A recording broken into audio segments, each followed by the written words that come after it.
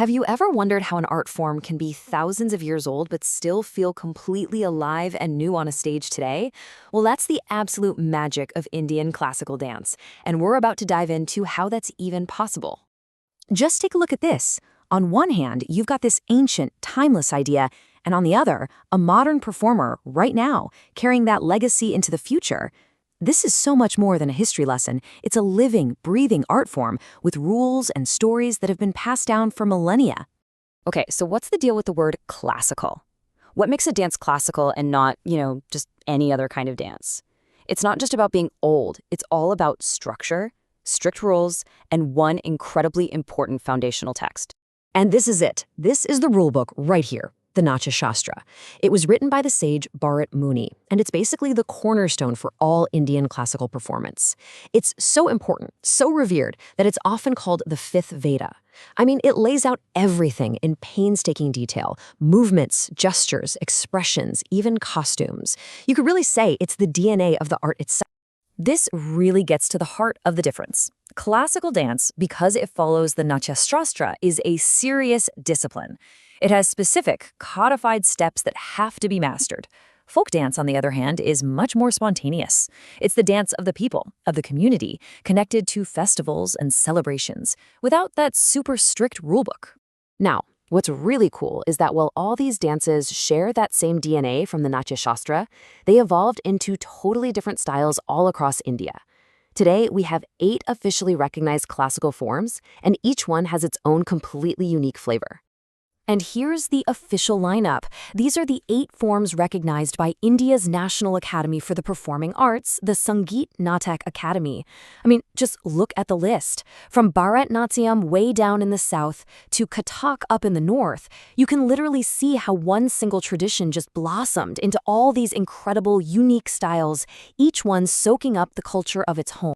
So let's zoom in and put a spotlight on a few of these. We're going to start with what many people consider the oldest form of them all, Bharatnatyam, a dance that's symbolically tied to the element of fire.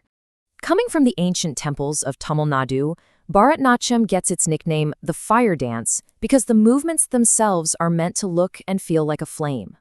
I want you to picture it: sharp, angular lines, really crisp footwork, and these strong geometric poses. It's like a fire that's incredibly powerful and dynamic, but also perfectly controlled. And since it's the oldest, you know it's got a rich history. Traditionally, it was a solo dance, a style called Ekaharya.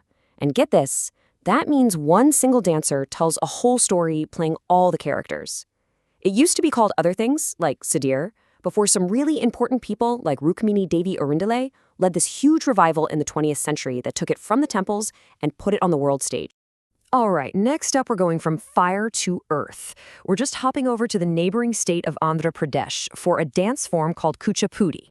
Now, while you can see some family resemblance to Bharatnatyam, Kuchipudi has its own distinct vibe. It's got this amazing fluidity and grace. It feels more rounded, more grounded, which makes total sense for the earth dance, right? And it didn't start as just a dance. It was actually a whole dance drama tradition for telling these long, elaborate stories. But here is the one feature that is just jaw-droppingly cool about Kuchipudi: the Tarangam. This is where the dancer performs all this incredibly intricate footwork while, wait for it, balancing on the rim of a brass plate. It's absolutely amazing to watch.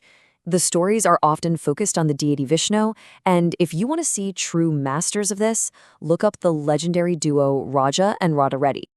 Okay, for our next stop, let's head way up north to check out a dance where the name itself literally means story. This is Kathak.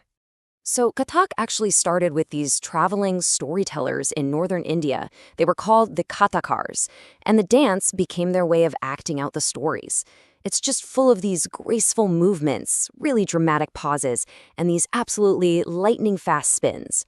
Now, here's what makes Kathak a bit of an outlier. It is the only one of the classical forms that was heavily influenced by the Persian and Mughal courts. So, because it got a lot of royal patronage, the focus shifted a bit. It wasn't just about telling stories from the temple anymore. It became a form of entertainment, and you can totally see that reflected in its fluid style and costumes. So yeah, the name comes right from the word katha for story. It's famous for that super complex footwork and those incredible pirouettes. It also has these different schools of style called gharanas, each with its own little twists. And of course, you can't talk about Kathak without mentioning its most famous ambassador, the late great legend Pandit Birju Maharaj. So, look, we've only just scratched the surface of 3 out of the 8 forms, but you can already see the pattern, right? These aren't static museum pieces. They are dynamic, vibrant, living traditions. At the end of the day, every single performance is a conversation with history.